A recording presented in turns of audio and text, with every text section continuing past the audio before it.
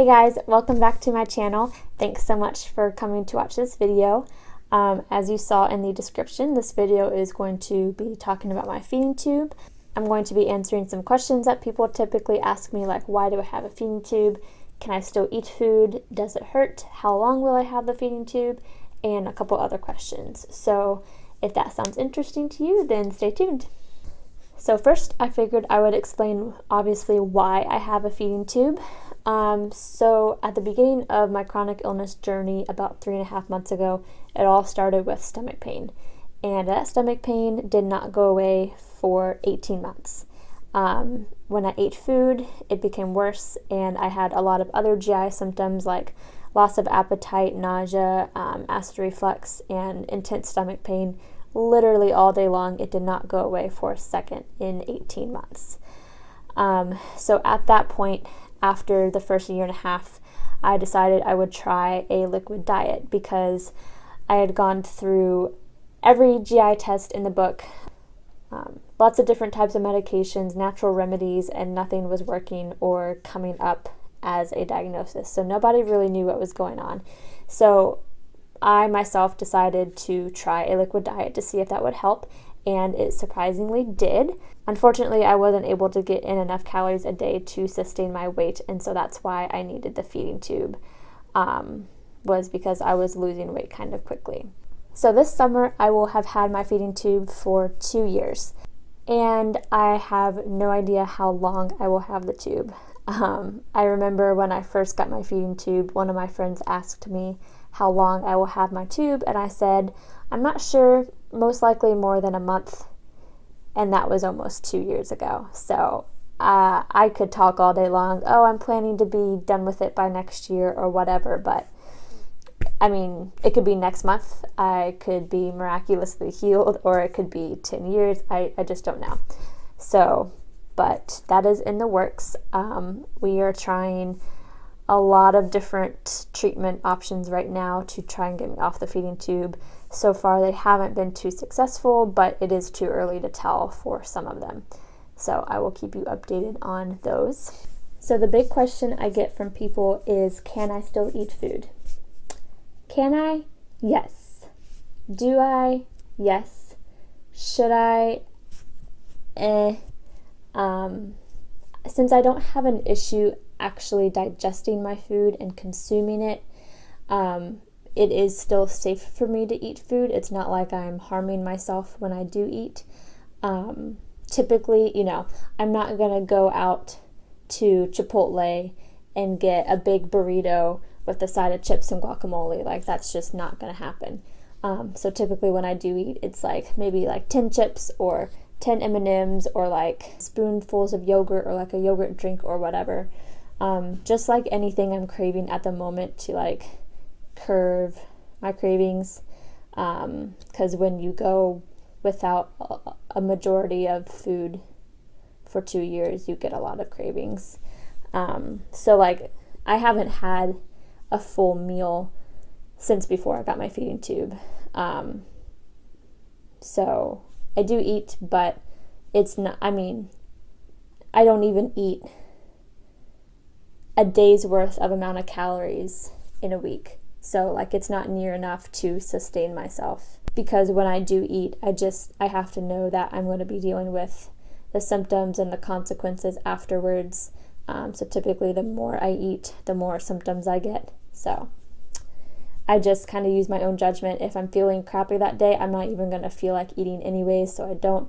If I'm feeling good, then I'll probably eat a little something. But like, for example, on Mother's Day, my family and I went out to a Japanese grill for lunch, and I decided I wanted some fried rice, so I ordered just the plain platter of fried rice, and I ate probably like a fifth of the plate at that meal, and then the rest of the week I would just like take bites here and there. So I don't eat even close to a meal.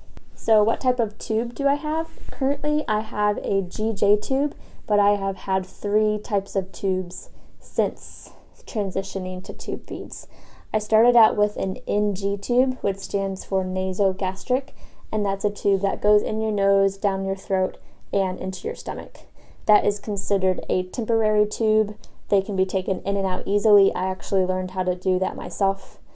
And I only had that tube for less than 2 weeks because my nasal passages got just pretty irritated and swollen very quickly from the tube. Some people can have a nasal tube for years. Some people, like me, only have it for days or months or whatever. And then after the NG tube situation stopped working, we went ahead and placed a G tube, which is gastric tube. And that's a tube that basically just goes straight into your stomach from the outside of your body. So it's surgically placed. And then I had that for about a year. And then after that, I switched to a GJ tube because I needed to have J feeds.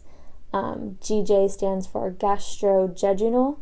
The jejunum is part of the intestines. So a GJ tube, it goes into your stomach, but then it has another little section of the tube that goes down into your intestines further.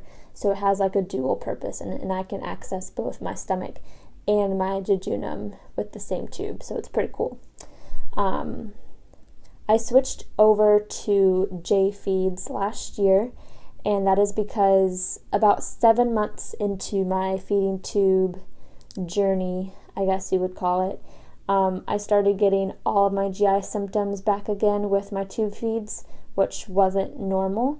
And a couple months after that, we did an endoscopy, and we found acid damage in my stomach lining and my esophagus, and we didn't know for sure if that was the cause of my pain or not. So we decided to switch to J feeds in order to give my stomach a break and kind of let itself heal. And I have been doing J feeds ever since. So people also ask me a lot how long I have to do my feeds during the day. And I am hooked up to my lovely backpack right here for typically 12 hours of the day. If I decide to add in some water to my feed bag to get some more liquids in my body, it will obviously go for longer of the day, but it's typically about 12 hours. The feeding time for everybody is different. Some people do 24-hour continuous feeds. Some people do continuous feeds just during the day like me. And then other people, they only feed at certain times of the day, kind of like you would like meals. So it just depends. Is having a tube painful? The tube itself is not painful, but something that very commonly develops when you have an abdominal feeding tube is something called granulation tissue.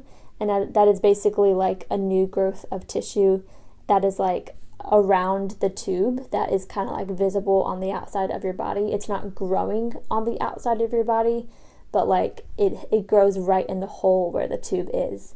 And that is painful. So when the tube like presses up against it, that can hurt.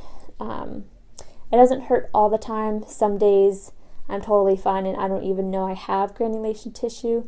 And then other days it hurts to even just like touch my tube the slightest. So I guess you would say yes, a tube can be painful depending if you have that granulation tissue or not. I have had the granulation tissue pretty much the whole time I've had a tube. It will not go away. I've tried everything to get it to go away and it just like won't. So I just kind of deal with it. The only thing that I miss that I can't do because of the granulation tissue is sleep on my stomach. Like my dumb self, I still try to pretty much every night, and then it hurts and I remember, oh yeah, I can't do that. But other than that, like, you know, it's just something you got to live with. And the last question I'm going to answer is, how do I feel about having a tube? Thankful and frustrated are the two feelings that I have, and they kind of switch back and forth depending on the day and my mood. I'm not frustrated about having a tube, but I'm frustrated about the tube itself. There are just little annoyances that you experience, and after having a tube for 2 years, it just gets really frustrating. Like I have to carry this backpack everywhere I go throughout the day. So even like every time I get off the couch, simple trips to the bathroom, I gotta pick up my backpack and carry it with me, which doesn't seem like a big deal, but it's just like a hindrance. And this tubing right here gets caught on doorknobs and hooks and everything you walk by. And when you keep walking because you don't realize, it pulls the tube like a little bit on my stomach, and that hurts. And just like having to make the feeds and just stuff like that. So I'm frustrated at the tube itself. But having the tube, I am very thankful. I have no idea what my life and my health would look like if I didn't get the tube 2 years ago. I likely wouldn't have gone off to college right away because of the severe pain and lack of energy I had constantly because of eating food. So I am very thankful for the tube. The other reason I get annoyed with the tube is because we haven't found a way to get me back on food yet. And I tend to like lump the anger because of that and the frustration with the tube together. And some days every little pull on my tube just makes me want to like scream sometimes. So I have frustrating days. I have good days. Overall, I would not change a thing. Am I thankful for the tube? Absolutely. I mean, yes, I've said that like a million times in the last 60 seconds, but yes.